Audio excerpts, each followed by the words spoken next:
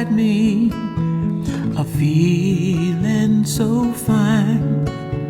It happened the day you found me, alone and wasting time. Your love changed my direction, and my heart can feel such peace. My joy, it keeps on growing, now that you're guiding me. I can make it from here. I can make it from here.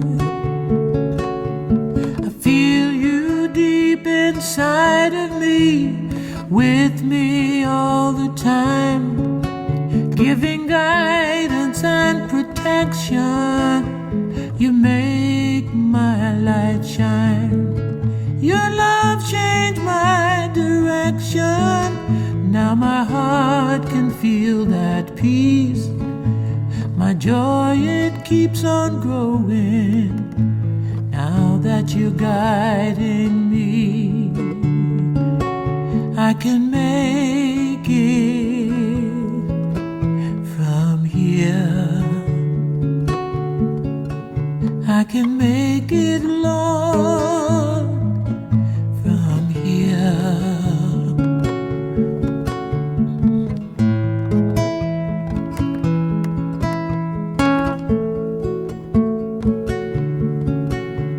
You got me standing on my own, feeling so good inside.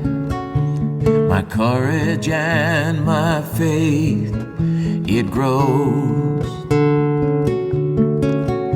And the love that I feel from you has made me realize I never could have made it on my own. I can make it from here. I can make it, Lord, from here. 'Cause I feel you deep inside of me, with me right now, giving guidance and protection, making my light shine. I can make it from here. I can make it from here.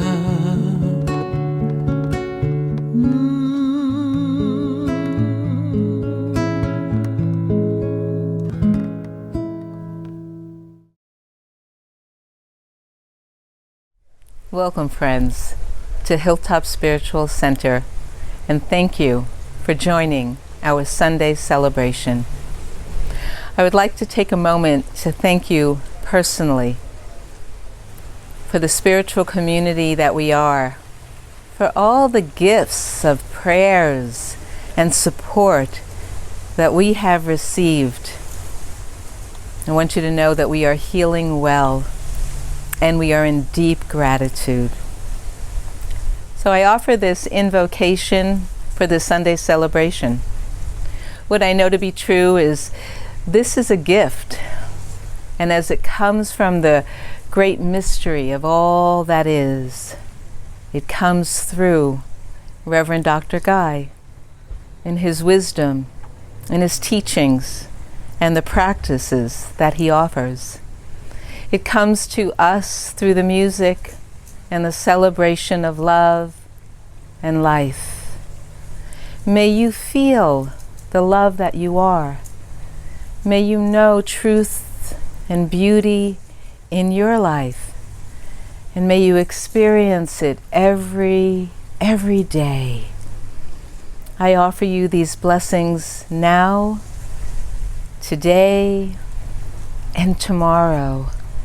May we know the love that we are and the gifts that we are, for we are the gift that keeps on giving.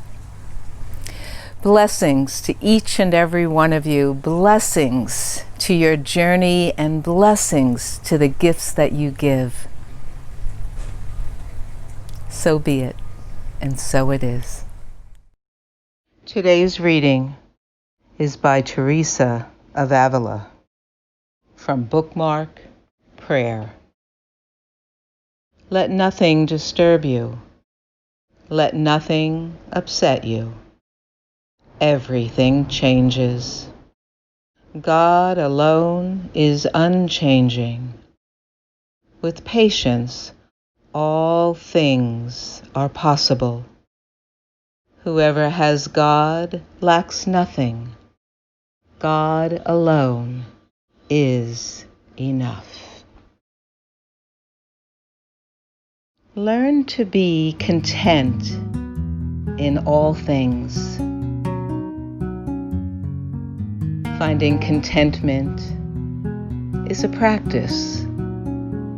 Contentment is finding joy in what we already have in our lives. To learn to be content in all things is to live in the present moment, is to be grateful for what you have. Reflect on this right here and now. I live in the present moment, grateful for what I have. For gratitude and contentment are inseparable.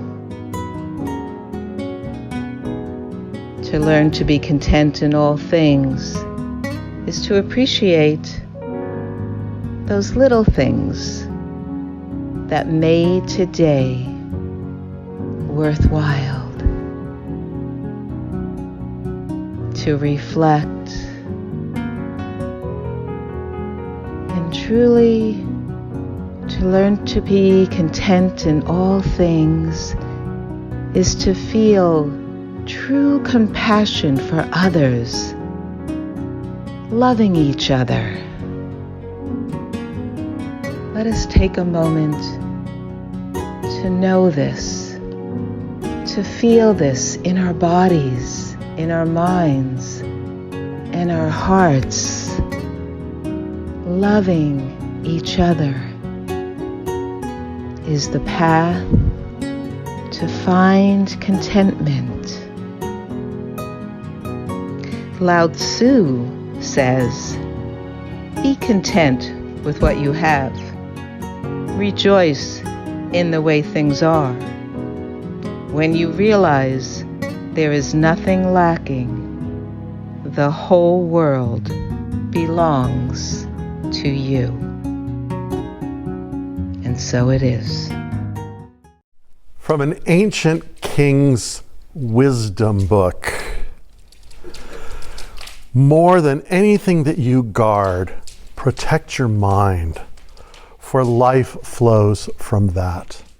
More than anything that you guard, protect your mind, your consciousness, your awareness, your heart, because everything flows from this.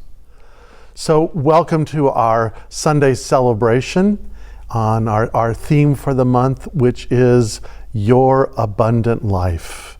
That's been our conversation for the last couple weeks, and will continue this Sunday into the following Sunday. And our whole series of talks are essentially woven around this theme, that the secret of a life without lack is rooted in our knowledge of God. And so the direct tie is this: our connection to the divine, our relationship to the divine, our knowledge to the divine begins to demonstrate a life without lack, a willingness to be guided, to be led, to be inspired by a power for good that desires our good in all things. So, one of my favorite lines from a character by the name of Paul of Tarsus is this: And this is our real practice. He writes, "In all things I have learned to be content." Think about that. In all things I have learned to be content. So first of all, he's learned it. It's a practice. And what does this mean to be content?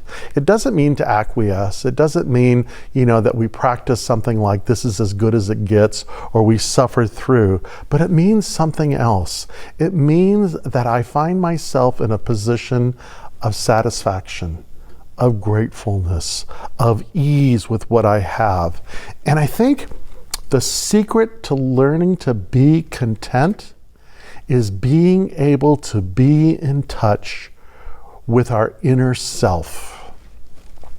So one of the great teachers of our denomination, actually the founder of our denomination, a man by the name of Ernest Holmes, in his book, This Thing Called Life, says this. He says, if we were really unified with our true self, there would never be any question about friendship. If we were really unified with substance, there would never be any question of supply. If we were unified with wholeness, we could not be unhappy. If one were conscious of their union with life, he would never fear death. So you may be asking yourself right now this question. Yeah, today, in the world that we live, with everything that's going on, you're saying that I should be content in all these things? Yeah, I am. And what I mean by being content in all these things is exactly what Dr. Holmes is saying, is that practice, that commitment to find a relationship with our inner self. Again, going back to this great king, which is more than anything that you guard. More than anything that you guard, protect your inner self, because it's from here that all life flows. The great American philosopher and prophet Ralph Waldo Emerson says this. He says, in the end, the thing that matters most is the integrity of our own mind, our own sense of consciousness. So I've been thinking about this. How do we arrive at contentment? Because I think that there's another way of looking and exploring what that is. And there's a story, I'm sure that you've probably heard it before. It's the story of the Chinese Rainmaker, right? That many years ago, in a faraway place, once upon a time, in such and such a place, something happened. That's the essence of the story that we tell over and over again by many different names. But in this one, once upon a time, long ago, in a village in ancient China, there was drought. And the people of the village were concerned. And so they called in a rainmaker. And when the rainmaker came, he looked around and he asked them to build him a hut. And he went into the hut and he stayed there for 3 days. And nothing happened. And then on the morning of the 4th day, it began to rain. And the rainmaker came out of this hut, and the villagers asked him, they said, what did you do in there? Was there some incantation that you did? What was the magic that you performed in this hut that allowed it to rain? And he says, no. He says, it wasn't like that at all. He says, when I came to this village, which I recognized, it was out of balance. And because it was out of balance, I was out of balance. And so I went into the hut, and there I allowed myself to return to balance. And when I was in balance, the ground around me came into balance. And when the ground around me came into balance, the natural fruit of that experience is that it would bring rain. So there's a couple things that I think are really worth noting in this story. The first is this. The village was out of balance. And so, therefore, the individuals were out of balance. But here's the trick. One person bringing balance to himself was able to tip the scales and return the entire village into a sense of balance. And so I think if we look at the situation of the world that we're in today, or perhaps the circumstances that are going on in your own personal life, or maybe your family or the community itself, to ask ourselves this question: how would this be different if there was balance? And if there was balance, how would I return to this balance?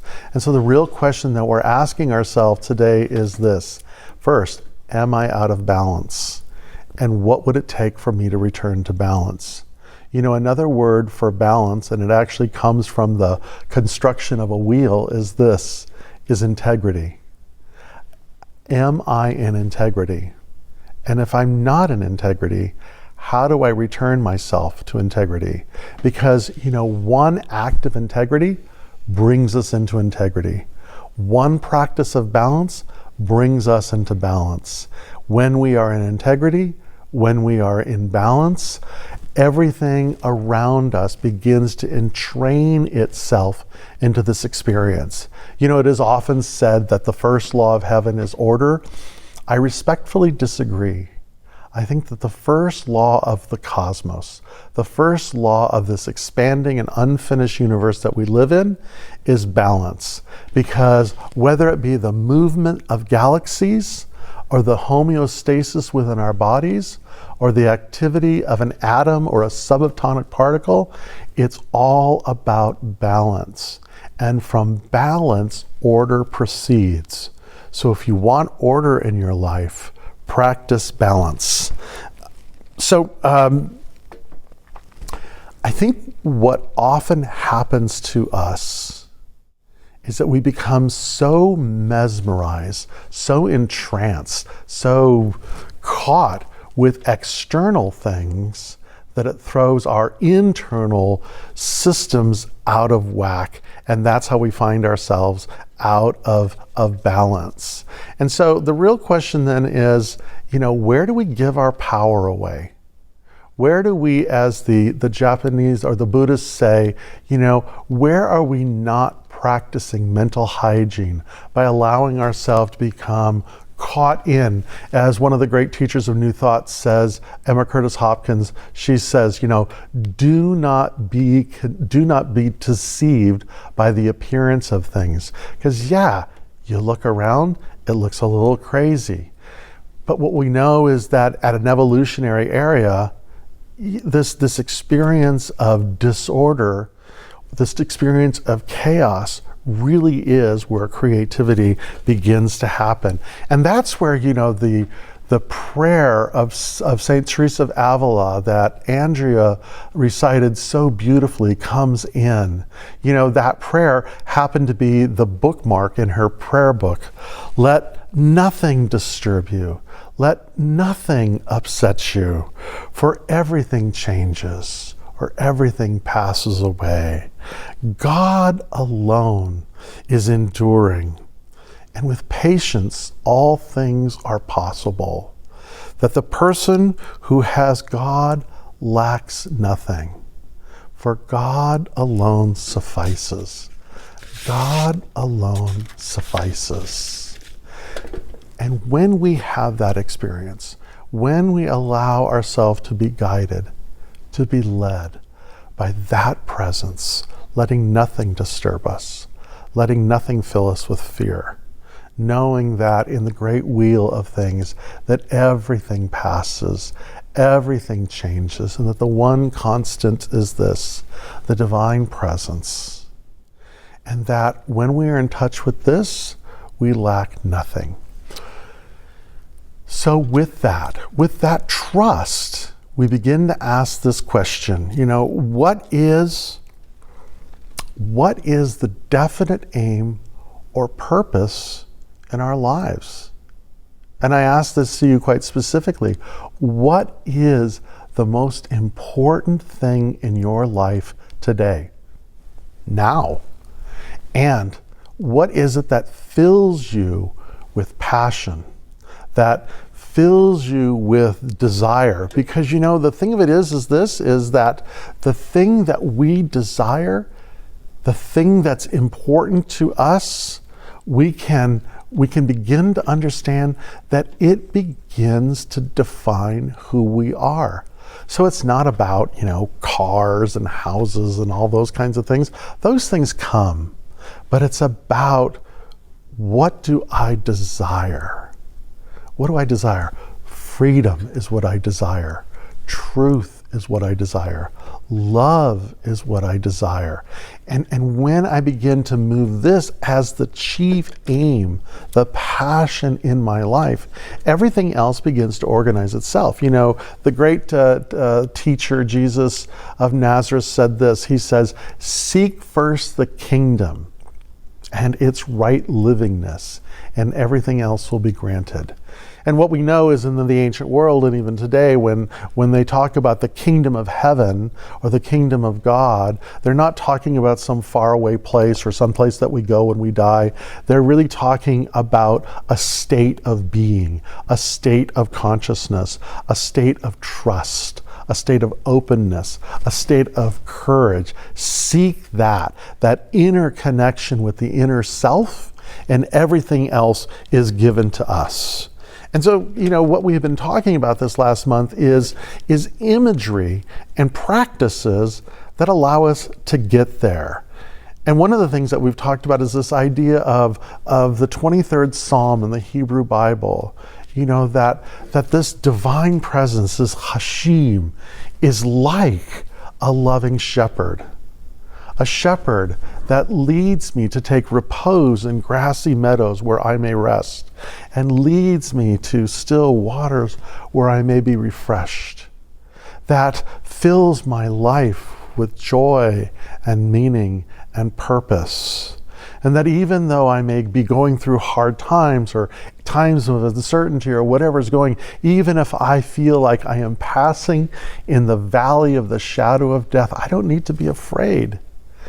Because I know that there's a wisdom that is guiding me, a purpose that is guiding me. And this favorite part of it for me is, you set a table in the midst of my enemies, which means you offer to me an opportunity for reconciliation, for healing, for bringing that which is out of balance into balance, and that I shall dwell in this livingness, in this purposeness for all the days of my life.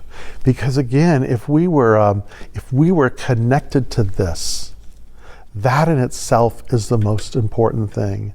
Again, Dr. Holmes says this. He says, the greatest satisfaction in using the law of life is in the consciousness that such a power is available, rather than in any use we make of it.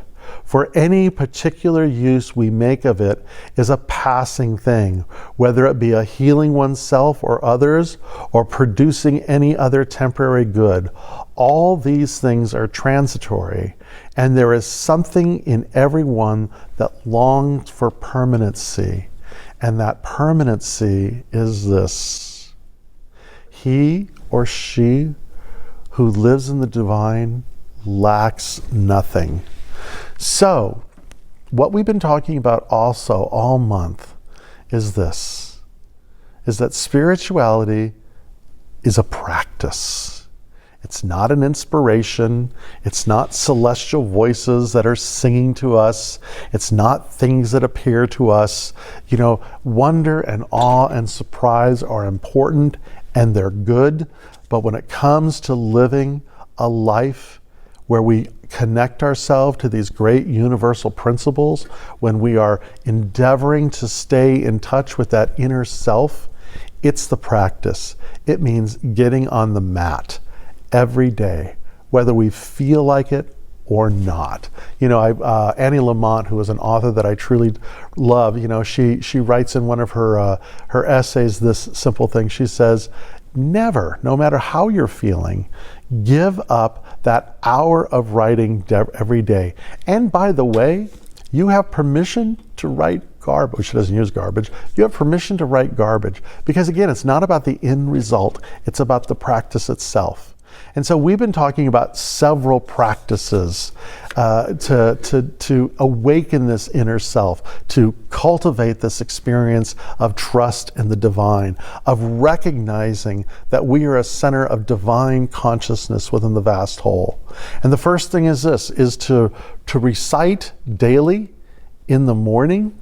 You know, for myself, what I've been noticing is even before I open my eyes, you know, that dreamy place when you're sort of coming awake, but you're not quite awake, you know, you're not sure you're going to open your eyes or not. That's the time I recite, "The divine presence is my shepherd. It leads me to these grassy meadows." And I do the poem before I wake up. And I can kind of visualize myself in this. You know, sometimes I'm a shepherd. Sometimes I'm allowing myself to be led. Sometimes it's just being in the beauty of the place. And so what a great way to wake up in the morning with this imagination of beauty and goodness and nature and life. So that's the first practice. And the second practice is this, is to affirm daily or hourly or whenever it takes or however it takes, this is that I am a center of divine consciousness within the vast whole. But what we know that consciousness is the essence and the image of the divine itself, which is love. And so I recite, I am a center of divine love within the vast whole. And what I offer it also is to take that reading from St. Paul that's also available on our website to recite, which is the practice of saying daily is, what love is. And that because I am love, I am these things. I am patient. I am kind. I'm not prone to jealousy, and I don't brag.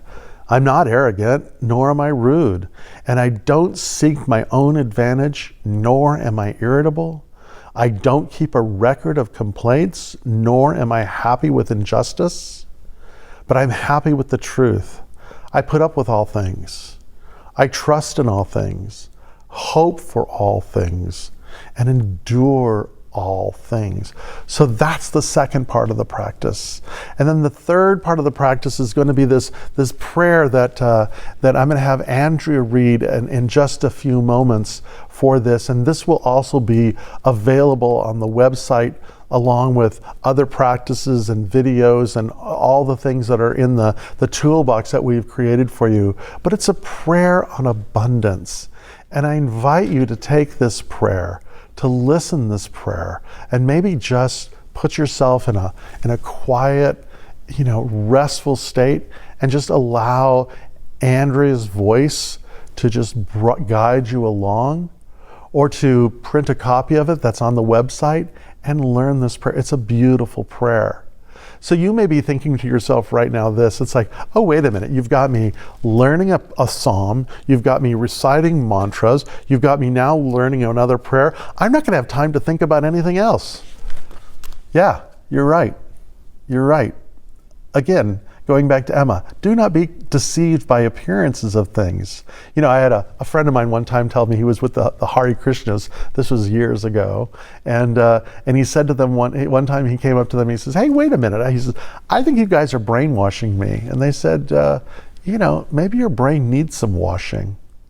And for all of us, maybe our brain does need a little bit of washing from time to time, because we've gotten so caught up, so mesmerized, we've given away our power to one thing or another, that now, as we're focusing on a life of abundance and anchoring that life in abundance in the knowledge of the divine, yeah, maybe we need to do a little gardening in the mind. Maybe we need to do practice, what the Buddhists say, mental hygiene. Going in there and doing a little weeding, a little gardening, a little watering, a little nurturing to sort of refresh our mind and our consciousness. And so, in closing then, I'm just going to invite you in this moment to rest, to relax, to repose, and listen to this prayer.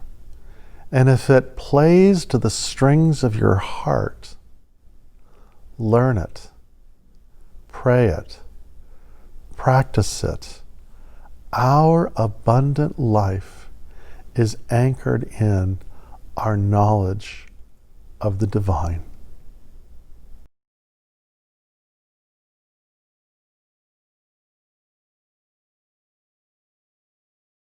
Divine Beloved, allow me to give with complete ease and abundance, knowing you are the unlimited source of all. Let me be an easy, open conduit for your prosperity. Let me trust that all of my own needs are always met in amazing ways, and it is safe to give freely as my heart guides. And equally, please let me feel wildly open to receiving. May I know my own value, beauty, and worthiness without question. Let me allow others the supreme pleasure of giving to me. May I feel worthy to receive in every possible way.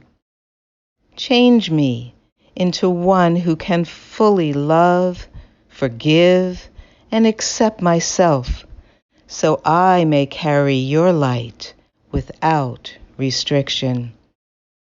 Let everything that needs to go, go. Let everything that needs to come, come. I am utterly your own. You are me. I am you.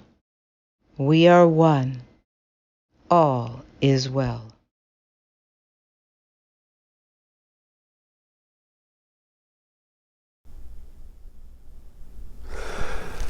So again, thank you for being part of our Sunday celebration, whether you are watching it on Sunday morning with some of us or in the afternoon or any other day of the week. We just so appreciate you becoming part of our virtual community. You know, I've had the opportunity to pray with people from around the country lately. And so please know that our practitioners or myself are available for prayer. Please reach out. And again, one of the things that's so important is this fellowship that we are creating, this sense of knowing that we have each other's back, and what it means to be in solidarity, in community, with all the benefits that it offers to us and all the responsibilities that it entails from us. And that is that we stay connected. And we have some information coming out later in the next week or two about how we're going to be starting a very slow and very strategic opening, so pay attention to that. But again, I want to thank you, each and every one of you, for your continued and generous support. And so, my dear friends, from the very bottom of my heart, and knowing that the practitioners and staff of the Hilltop Center align themselves in this blessing, to you, to those you love, and those you receive love from, I wish you many, many, many blessings.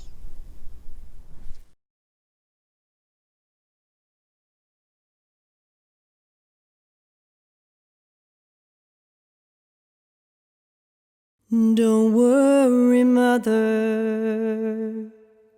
it'll be all right. And don't worry, sister, say your prayers and sleep tight. And it'll be fine, lover of mine. It'll be just fine. Lend your voices only to sounds of freedom. No longer lend your strength to that which you wish to be free from. Fill your lives with love and bravery, and you shall lead a life uncommon. I've heard your anguish heard your hearts cry out. We are tired, we are weary, but we aren't worn out. Set down your chains till only faith remains. Set down your chains and lend your voices only to sounds of freedom. No longer lend your strength to that which you wish to be free from. Fill your lives with love and bravery. You shall lead life uncommon. There are plenty of people who pray for peace, but if praying were enough, it would have come to be.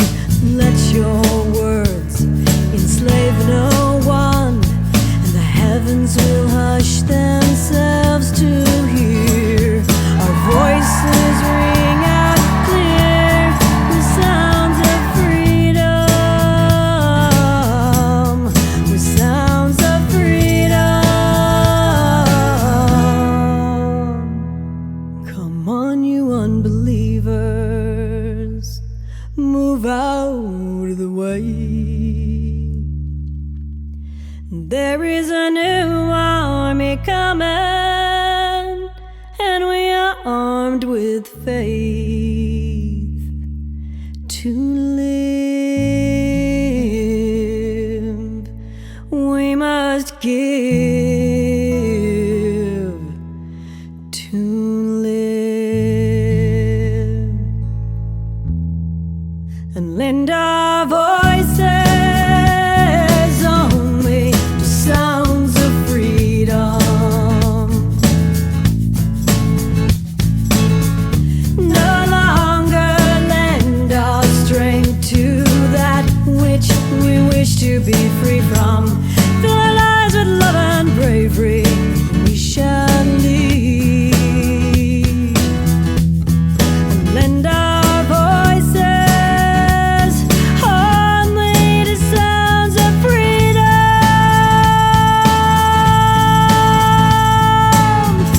No longer lend our strength to that which we wish to be free from. Fill our lives with love and bravery. We shall lead a life uncommon.